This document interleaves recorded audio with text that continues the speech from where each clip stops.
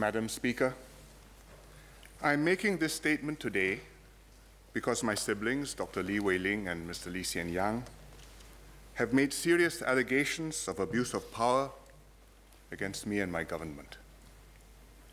The allegations seem to concern primarily three matters. One, the setting up of the Ministerial Committee on 38 Oxley Road. Two, the deed of gift for some artifacts from the house that were to be displayed in an exhibition by the National Heritage Board. And three, accusations of nepotism over my wife and son, and accusations that I want my father's house kept standing to bolster my power. These allegations are entirely baseless, but they have already damaged Singapore's reputation, and unrebutted, they can affect Singaporeans' confidence in the government. I therefore have no choice but to address them promptly and publicly. I also have to do so in Parliament.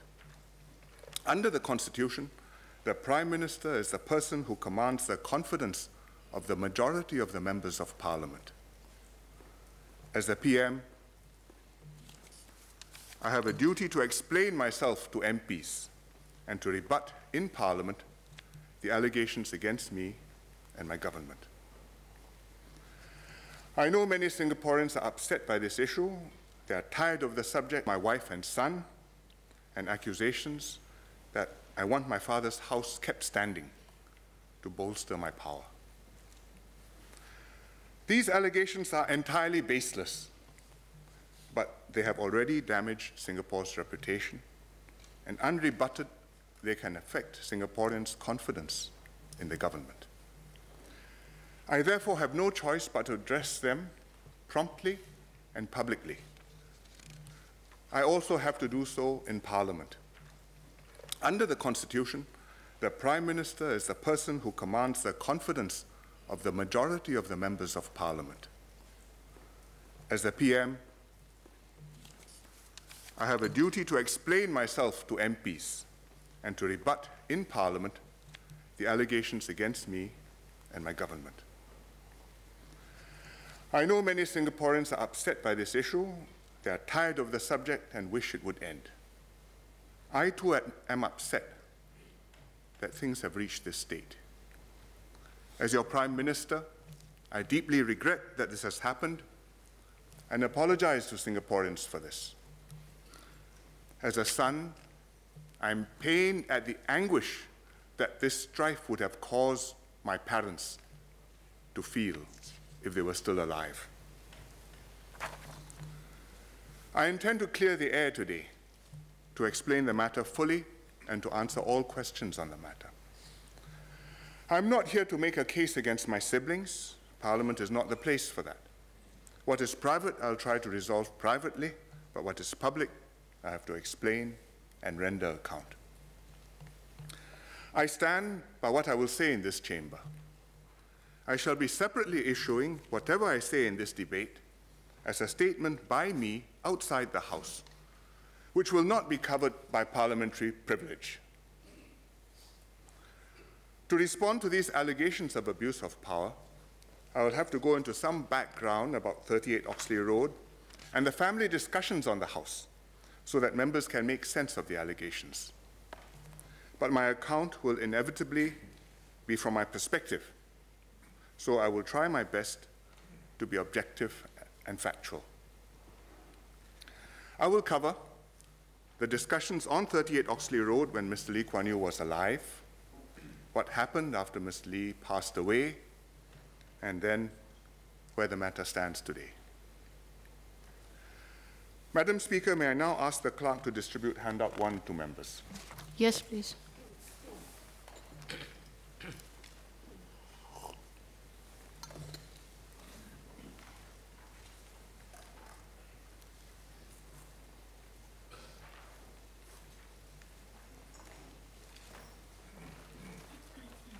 Give me one.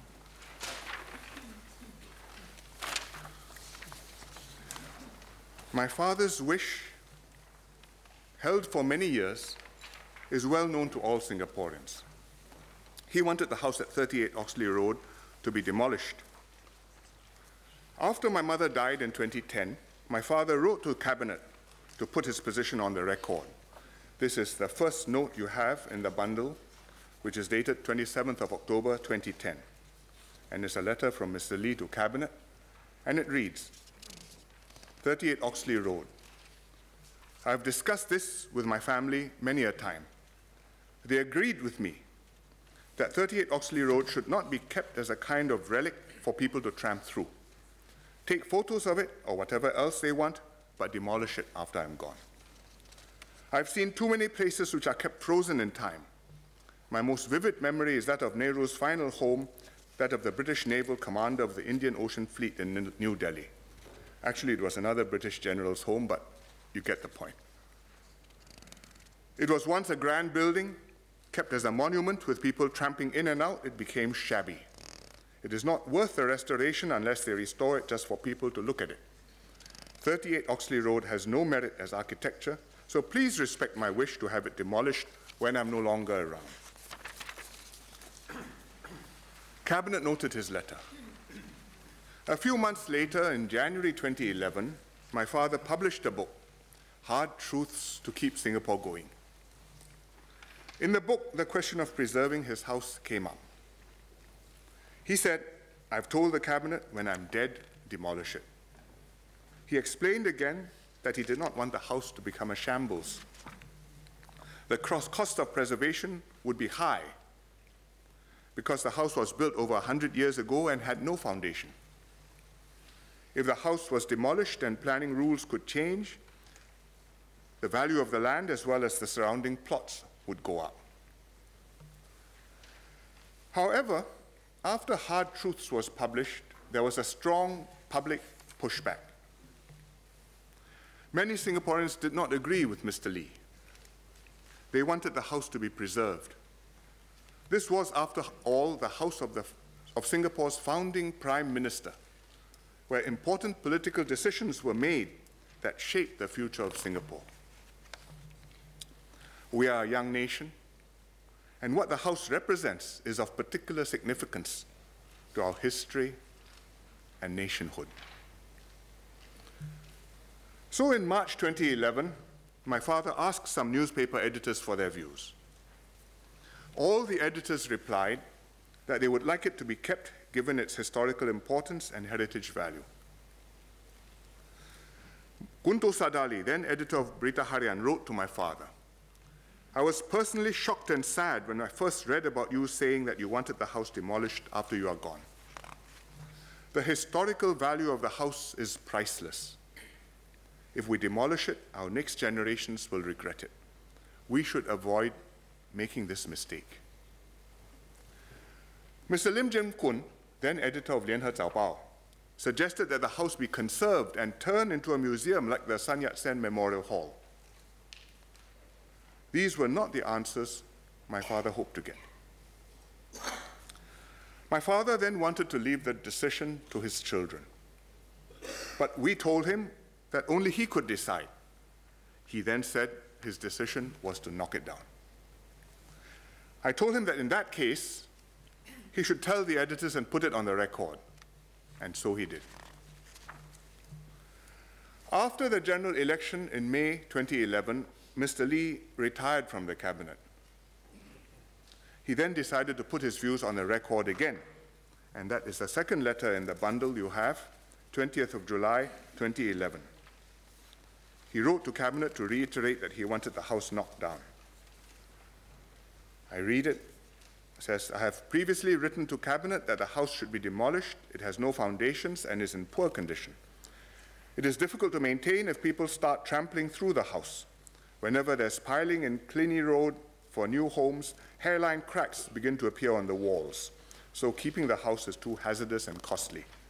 I therefore repeat my wish to have the house demolished when I'm no longer alive. This is the letter which I referred to when I addressed Parliament on the 13th of April 2015 and said he expressed his wish that the house be knocked down. But I misspoke. I said it was December 2015. In fact, he wrote this on the 20th of July. Sorry, not 2015. I said December 2011, In fact, he wrote this on the 20th of July, 2011. When I saw this letter the next morning, that means 21st of July, 2011, I immediately invited Mr. Lee to make his case in person to Cabinet. I thought that with his force of personality and conviction, meeting the ministers would give him the best chance to convince Cabinet, as he had done so many times before. My father agreed to come. He met the Cabinet that very afternoon. But the ministers were unanimous in expressing their opposition to knocking the House down. I was the only one who did not express a view because I was both a son and the PM, and therefore conflicted. After the meeting, my father continued to ponder over how to deal with the House. In fact, even before the Cabinet meeting, he had been discussing with the family how to go about demolishing the House and redeveloping the site. We explored in the family all kinds of permutations to demolish the House and redevelop the site, maximize value. We discussed who to inherit the property, whether it should be one of the children, several of the children, whether to demolish the House before or after my father died, whether to donate the proceeds to charity after the site was redeveloped. And if so, which children would share in the donation and which charities to donate to. At one point, my brother suggested that my father gift the property to Singapore, subject to the condition that the house be demolished and a small public park be built in its place. I said that I thought this was worth considering, but I offered another option: to demolish the house and redevelop the site as my father wanted, but then to sell off the property and donate the proceeds to charity. I asked my father between the two which he preferred, and he replied the latter. In other words, demolish the house, redevelop, sell off, and donate the proceeds to charity. He even had some ideas which charities he wanted. He was a practical-minded man. In August 2011, about a month after the Cabinet meeting, my father decided to will 38 Oxley Road to me as part of my share of the estate, and he told the family so. Ho Ching and I knew my father's wishes and also my mother's feelings. We also knew how Cabinet and the public viewed the matter. We started discussing alternatives with my father to see how best we could fulfill his wishes in the event that the house could not be demolished. My father's concern was that the house should not become run down and dilapidated, and that it should not be an expensive burden to maintain. My late mother had a different concern: privacy. She felt strongly that her private living spaces should always remain private. She had been most distressed at the thought of people tramping through her personal spaces after she and my father passed away to gawk at how they had lived. Even when not so familiar people came into the house for one reason or the other to meet her or my father, she would complain afterwards, you could see them looking around, eyes open, to try and find out how we live. And she resented it. So Ho Ching and I came up with a proposal to renovate the house, to change the inside completely, demolish the private living spaces to preserve the privacy of the family, keep the basement dining room, which was of historical significance, strengthen the structure, which was decaying, and create a new and separate living area so that the house could be lived in. My father accepted this proposal. In December 2011, he told the family that it was best to redevelop 38 Oxley Road straight away after he died and do what we proposed. By redevelopment, he means remove the private spaces, renovate the house, but without knocking it down. At around the same time, on the 27th of December, he wrote to Cabinet a third time, and you have the letter with you. Cabinet members were unanimous that 38 Oxley Road should not be demolished as I wanted. I have reflected on this and decided that if 38 Oxley Road is to be preserved, it needs to have its foundations reinforced and the whole building refurbished. It must then be let out for people to live in. An empty building will soon decline and decay. Ho Ching and I therefore proceeded along these lines. We kept the family fully informed of our considerations and our intentions. We emailed everyone, including my father, my sister, my brother, his wife. No one raised any objections to the plan. My father met the architect, went through the proposal, and approved the scheme to reinforce the foundations and renovate the house. Madam Speaker, may I now ask the clerk to distribute handout 2, which contains the relevant correspondence. Yes, please.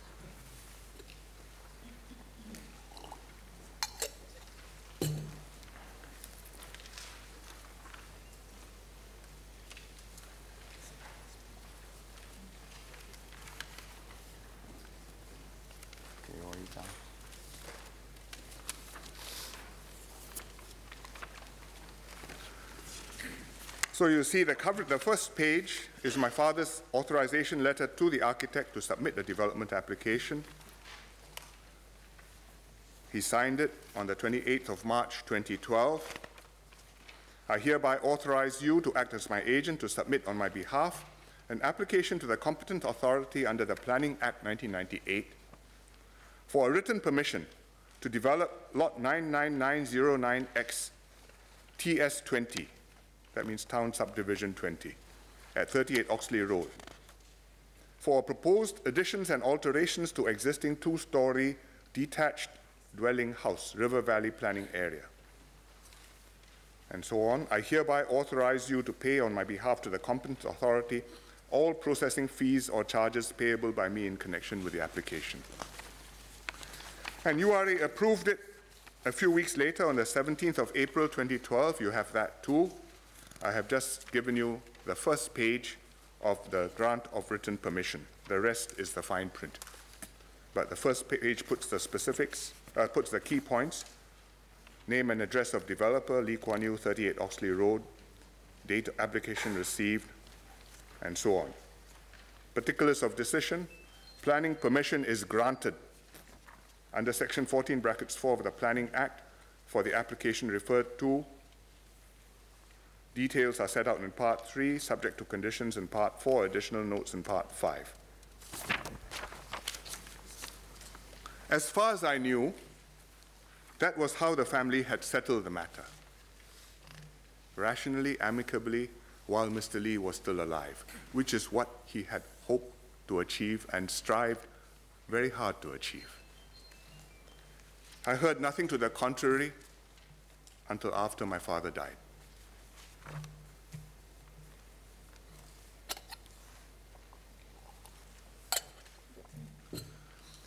My father passed away on the 23rd of March 2015.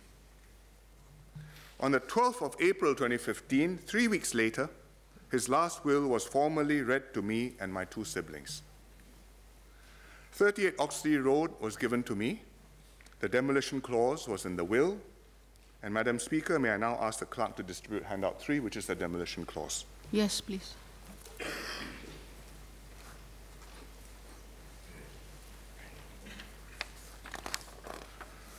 The demolition clause was in two main parts with a third minor part at the end. I read it out in full. I further declare that it is my wish and the wish of my late wife, Kwa Gyok Chu, that our house at 38 Oxley Road, Singapore 238629, the house, be demolished immediately after my death, or if my daughter Wei Ling would prefer to continue living in the original house, immediately after she moves out of the house. I would ask each of my children to ensure our wishes with respect to the demolition of the house be carried out. If our children are unable to demolish the house as a result of any changes in the laws, rules, or regulations binding them, it is my wish that the house never be open to others except my children, their families, and descendants. My view on this has been made public before and remains unchanged. My statement of wishes in this paragraph 7 may be publicly disclosed, notwithstanding that the rest of my will is private. This whole thing is one paragraph 7, but I've broken it up so you can see the different sections. The following day, I had to speak in Parliament on how we would honor Mr. Lee Kuan Yew. The question of 38 Oxley Road was bound to come up.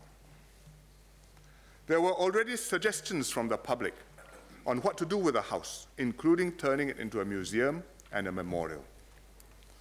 I was personally in a difficult position because I was both Mr. Lee's son and the Prime Minister.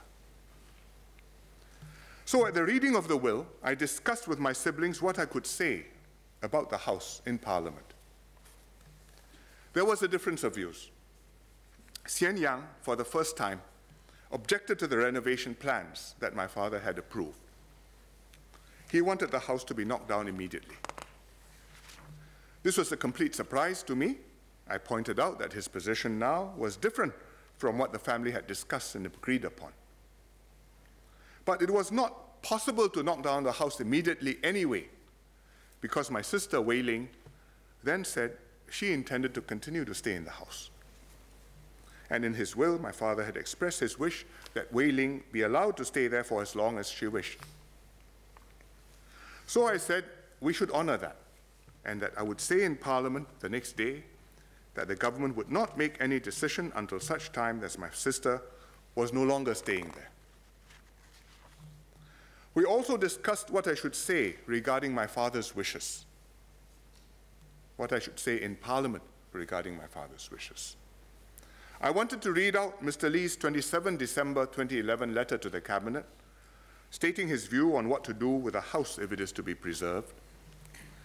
I also wanted to read out the demolition clause in his will in full.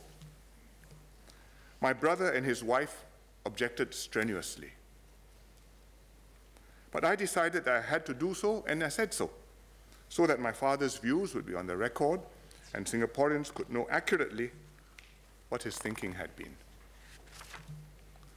Later that evening, I discovered that my siblings had issued a statement which contained the full demolition clause.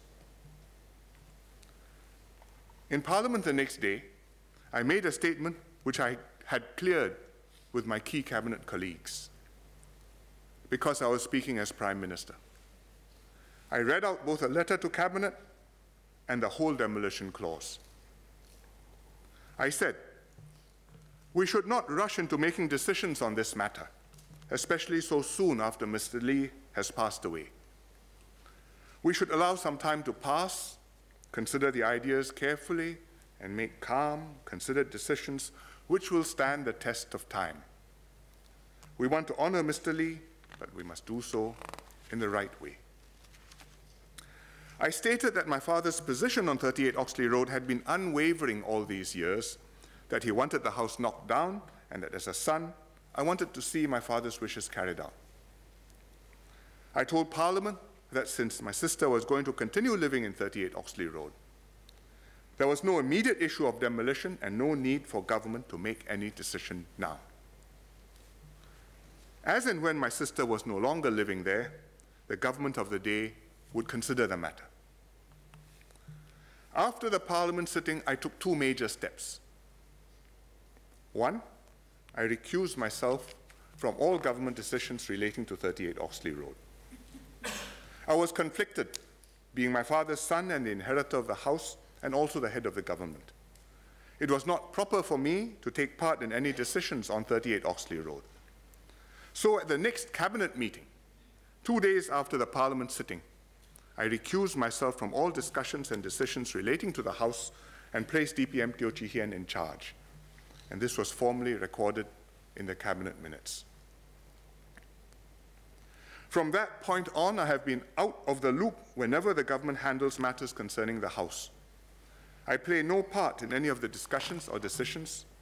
Whenever Cabinet deliberates on the house, for example, when it set up a ministerial committee, I absent myself and DPM Teo chairs the meeting. My second major action after my father died was to divest myself of the house. Soon after the Parliament sitting, I learned that my siblings were unhappy that I was getting the house. I was not sure why, but I thought the best way to resolve the matter was to transfer the house to them. I first offered to transfer the house to my sister for a nominal sum of $1, on condition that if the property is sold later or acquired by the government, all proceeds or compensation would go to charity. Unfortunately, that deal fell through. Subsequently, I made a fresh proposal to sell the house to my brother at fair market value. This time we reached agreement. This was December 2015. And we also agreed that my brother and I would each donate half the value of the house to charity. We both did so, and in addition, I topped up another half myself. In other words, I myself gave away the full value of the house that I had inherited, and together my brother and I have donated 1.5 times the value of the house to charity. So if you understand that properly, the house comes to me, I sell it to my brother for the market value, he gives me the value of the house, so many dollars. I give half of that dollars to charity. He gets the house. In addition, he gives half the same amount, half the value of the house to charity. On top of that, I separately gave half the value of the house to charity, so I gave 1 times the value. He gave away 1/2 times the value. The house is with him. And that complicated arrangement substantially addressed a major concern of mine.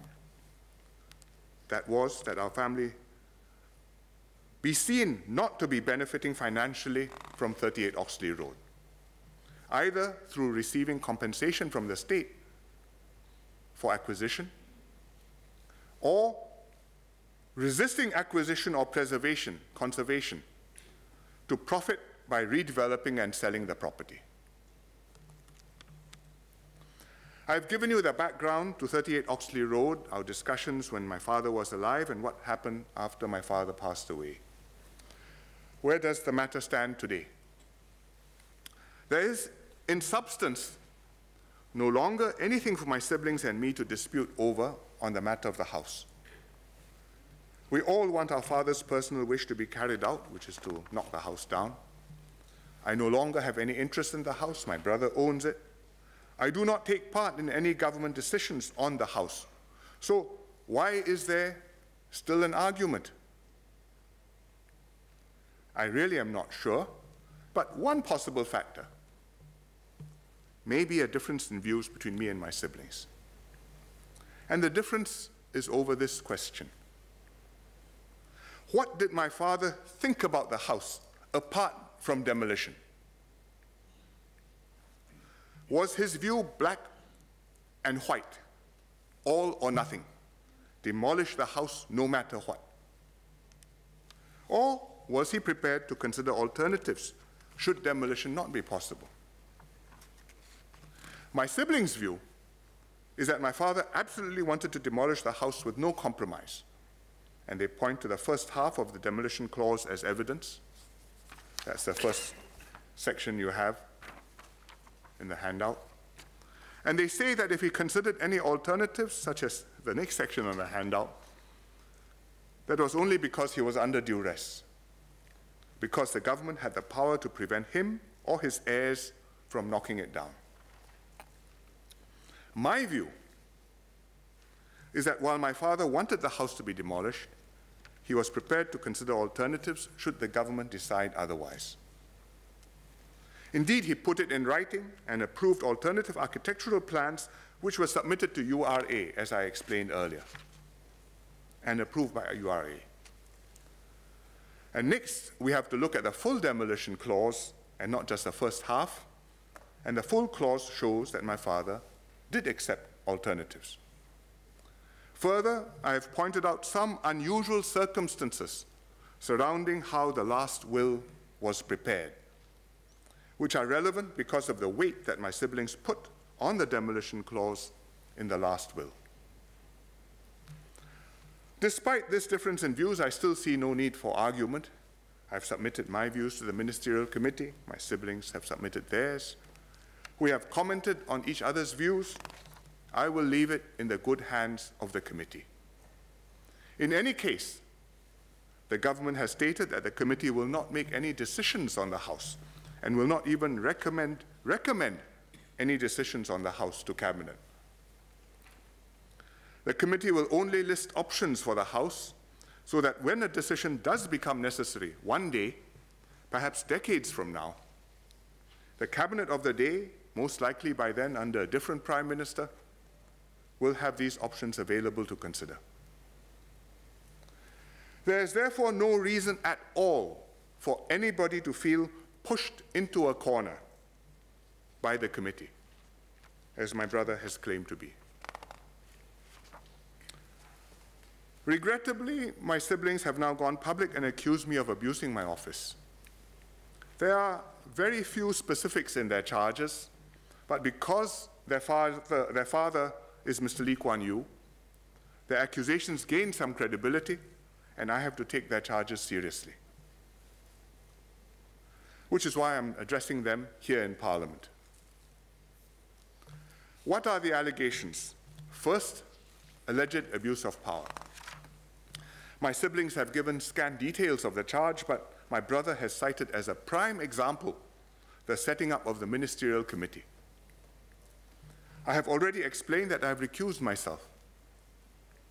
DPM Teo is in charge of this matter. I had nothing to do with the decision to set up the ministerial committee. I do not give any instructions to the ministerial committee or its members. My only dealing with the committee has been to respond to their request in writing by formal correspondence, no different from my siblings' dealings with the committee. And this is the right and proper way to handle a conflict of interest. My siblings argue that even though I have recused myself, the ministers are my subordinates, and therefore the ministerial committee cannot be independent from me. In fact, they say this of Parliament itself. And this cannot be right, because if the ministers are subordinate and can't be independent, the ministerial committee cannot be independent, then the cabinet minus me cannot be independent, the government minus me cannot be independent. What is the process for dealing with a matter concerning the Prime Minister's personal matters? But the process which we have embarked on to the ministerial committee or its members, my only dealing with the committee has been to respond to their request in writing by formal correspondence, no different from my siblings' dealings with the committee. And this is the right and proper way to handle a conflict of interest. My siblings argue that even though I have recused myself, the ministers are my subordinates, and therefore the ministerial committee cannot be independent from me. In fact, they say this of Parliament itself. And this cannot be right, because if the ministers are subordinate and can't be independent, the ministerial committee cannot be independent, then the cabinet minus me cannot be independent, the government minus me cannot be independent. What is the process for dealing with a matter concerning the Prime Minister's personal matters? But the process which we have embarked on, me recusing myself and the cabinet minus me dealing with the matter, is the standard way, the standard practice for a person facing a potential conflict of interest. He takes himself out from handling the matter. He doesn't participate in making any decisions about it. He lets somebody else deal with it.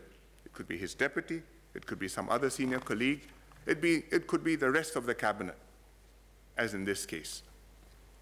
And this is exactly what I have done in the case of 38 Oxley Road. I myself do not deal with the matter at all. I take no part in the discussions or decisions concerning the House. DPM Teo is in full charge. Ministers and officials report to and take directions from DPM Teo on all 38 Oxley Road matters. Suppose instead that I had decided as PM to knock down the House and had pushed that decision through without allowing the government to consider the alternatives, weigh the considerations, and go through due process, just because it was what my father wanted. That would have been a real abuse of power. That would have gone against the whole system of rules and values that Mr. Lee Kuan Yew spent his whole life upholding and building up.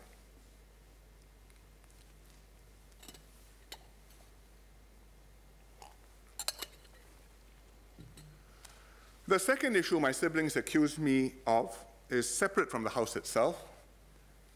After my father passed away, my siblings gifted artifacts from 38 Oxley Road to the National Heritage Board. This was formalized in a deed of gift. My siblings have accused me of improperly obtaining this deed, which was between them and the National Heritage Board, and they say I obtained the deed as PM and gave it to my lawyers, and that was wrong, but I disagree. The deed was signed by my sister and brother, who were acting for my father's estate. I was one of the beneficiaries of the estate. I was entitled to be consulted by my siblings before they did this, but I was not consulted. In June 2015, Minister Lawrence Wong updated me on a major SG50 exhibition on our founding fathers. And he told me the exhibition included artifacts from Oxley Road and described the conditions attached to the gift. Subsequently, he gave me the deed, which I had not seen before. As Prime Minister, I had every right to see it. After reading the deed, I became very concerned over what NHB had agreed to. The terms were onerous and unreasonable to NHB. For example, whenever NHB displayed the items, it also had to display them with the first half of the demolition clause. But only the first half, which said Mr. Lee wanted the house knocked down, and not the second half of the clause, which stated what Mr. Lee wanted done if the house could not be knocked down. And this partial, selective disclosure would mislead the public on Mr. Lee's intentions. Furthermore, my siblings had announced publicly that this was a gift. But in fact, they had set conditions in the fine print. If any time the terms of the deed were breached, my siblings could immediately take back all the items for $1. Therefore, this was not a gift at all. They had misled the public. Mr. and Mrs. Lee Kuan Yew had gifted many items to NHB during their lives, and they had never imposed any conditions on their gifts remotely like these. What Li Wei-ling and Lee Hsien Yang had imposed on NHB was wrong. Discovering all this as Prime Minister, I had to act. Otherwise, people might wrongly think I was party to this. It's nonsensical to say that because I saw the deed in my official capacity, I could not raise the matter with a family member. If I come across anyone doing something wrong, even family, maybe especially family, it is my duty to put a stop to it and set them right if I can. In the same way, if any minister discovers in the course of his official work that a family member is dealing improperly with some government agency or seeking to take advantage of the government, surely the minister must take this up with a family member and get him or her to stop. That's what the Code of Conduct is for. This is expected of anyone in a public position, especially me as Prime Minister. I therefore wrote to my siblings through lawyers to object to what they had done. And on the government side, I told Lawrence Wong to take instructions from DPM Teo Chee Hean on this matter.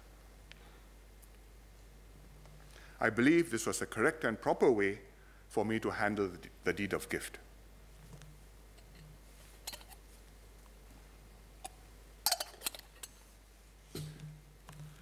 Third, my siblings have made allegations about nepotism concerning my wife and son, Hong Yi, and that I want 38 Oxley Road kept standing in order to inherit my father's credibility and bolster my standing.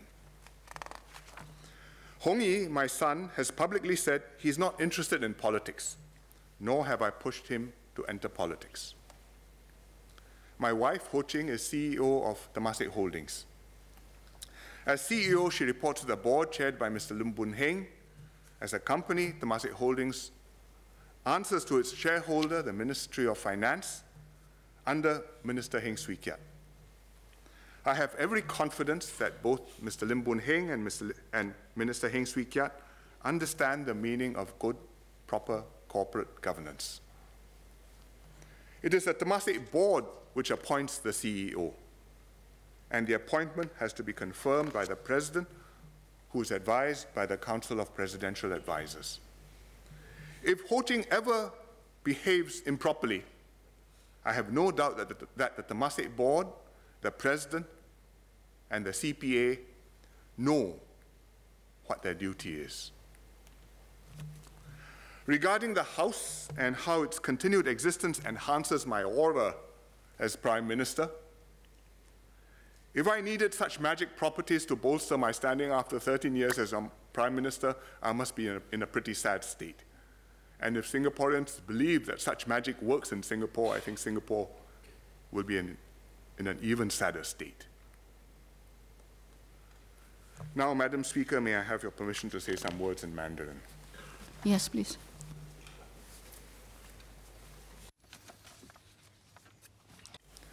今天，我是以沉痛的心情来到国会发表这篇声明，解释我的立场，向国会议员和新加坡人民交代。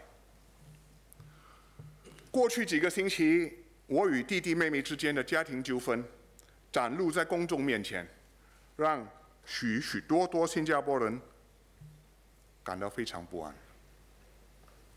大家都觉得家庭失和已经很不幸，更不幸的是，李光耀先生一辈子辛辛苦苦建立起来的精神资产，可能一夜之间就被毁了。而这种精神资产是无价的。大家因此希望我们大事化小，尽快结束这场无谓的争吵。大家的这种感受我完全理解。其实我何尝不想大事化小，让纠纷平息下来。然而，我的弟妹的联合声明谈论的不仅是家事，他们还刻意重伤我的人格，败坏政府的声誉，影响了人民对政府的信任。我不得不做出回应，驳斥这些毫无根据的指责。我在英语的演讲中详细地解释了这场纠纷的来龙去脉，其实只是概括地解释了这场纠纷的来龙去脉。我还说明，在父亲过世后的这些年，身为李家的长子，我尊敬也愿意遵从父亲的遗愿，我也竭尽所能化解跟弟妹之间的分歧。身为总理，我必须照顾国家的利益，让政府公正地处理李光耀先生故居的后续。在这双重身份之间，我出于两难，但我尽力做到公私分明。身为政府领导人，我在处理这件事的时候，让自己完全置身事外，把家事和公事分得清楚。父亲过世不到1个月，我就让张志贤副总理全权处理这个问题，我完全不过问，也不参与。每当内阁讨论故居的事项，包括成立部长委员会，我都刻意回避，不出席也不参加他们的讨论。作为家中的长子，我有责任维护父母的家庭的名誉。我的父亲遗嘱中把欧斯里路的房屋留给我，后来我发现这让弟妹很不满。为了安抚他们，我向他们提议，由我将房子转让给妹妹，代价是象征性的1块钱。很可惜，他们没接受这个建议。过后，我把房子转卖给弟弟，并且将我卖屋所得全部捐给慈善。我不想从这个房子获得任何金钱上的利益。我原本以为我放弃了房子的权益，置身事外，能够让我的弟妹感到满意。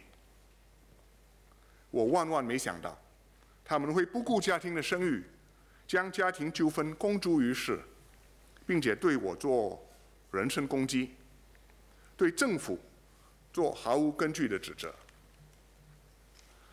作为哥哥，我真的不知道自己还该做些什么，还能做些什么。但是作为总理，我知道，我不能够为了息事宁人，而对他们的指责置之不理，因为这些指责损害了人民对政府的信任，也影响了新加坡的国际形象。因此，我必须在国会澄清事实，说明真相，表达我和我的团队捍卫清廉政治和依法办事的决心。国会是议论国事的庄严场所，议员可以自由地在这里向政府问责，做出批判。李光耀先生也曾经面对同样的局面。多年前，我们父子两人曾经因为购买私人房地产而招惹一些非议，使政府的信誉受到质疑。当时，吴作栋先生是总理，他的政府要求我和我父亲到国会向人民清楚交代，接受议员的一切质询。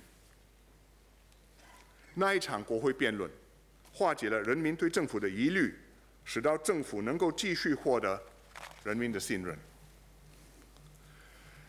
今天，我要坦坦荡荡地接受议员的质询、问责，这当然包括反对党议员。我一定要把事情说清楚，以消除任何疑惑。我们的家事关系到情绪的问题，很难得到圆满的解决。不过，我还是希望有朝一日我们能够和解。但国事为先，我必须维持人民对政府的信任，向人民保证，这还是一个清廉有效、大公无私的政府，因为这是新加坡赖以生存的最宝贵的资产。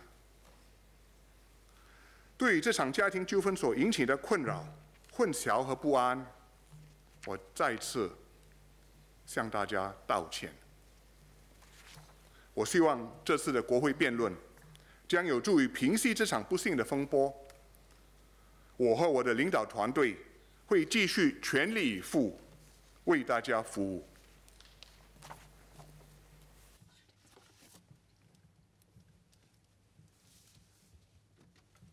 Madam Speaker, may I now continue in English? Yes, please. I've brought this matter to Parliament because Singaporeans are entitled to a full answer from me and my government. Parliament may not be a court of law, but it is the highest body in the land. It is also where my government and I are accountable to MPs and to the people of Singapore.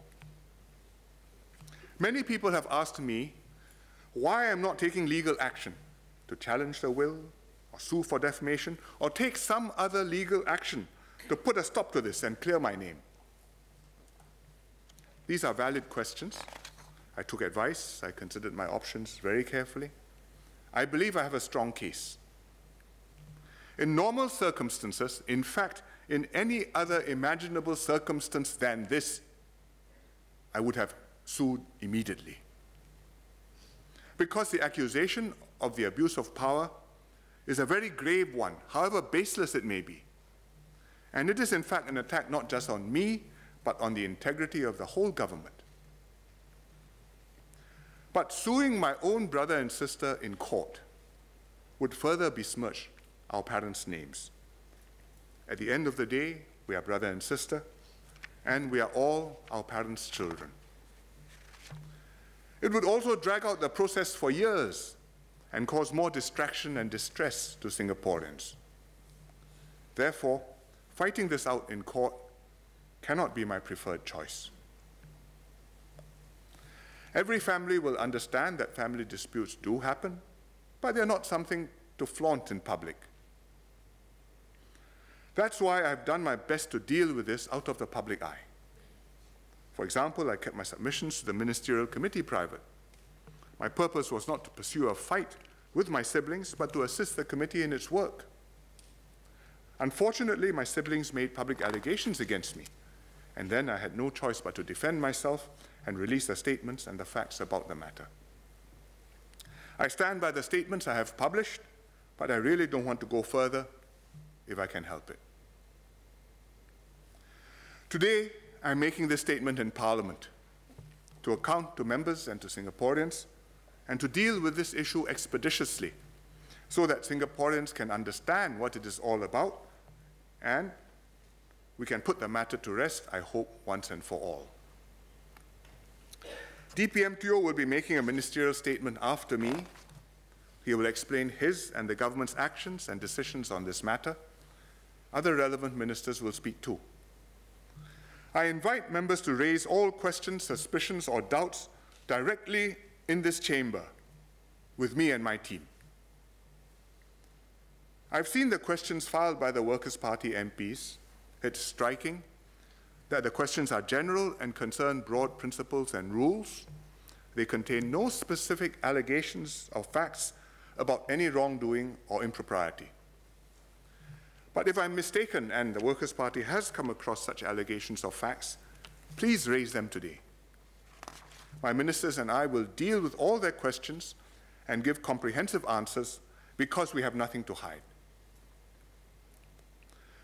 I have told the PMPs that I'm lifting the party whip. Strictly speaking, there's no whip to lift because there's no vote to be taken. But I said this to emphasize what I expect from this debate: a robust questioning and a full airing and accounting of the public issues and allegations. All MPs, whether you are PAP MPs, opposition MPs, or NMPs, should query me and my ministers vigorously and without restraint. That is the way to dispel all the doubts, innuendo, and tittle-tattle that has been planted and circulated. That is the way to strengthen confidence in our institutions and our system of government and refocus our energies on the challenge that we face as a nation. The legacy of Mr. Lee is much more than an old house. Mr. Lee's legacy is Singapore and the values that we uphold.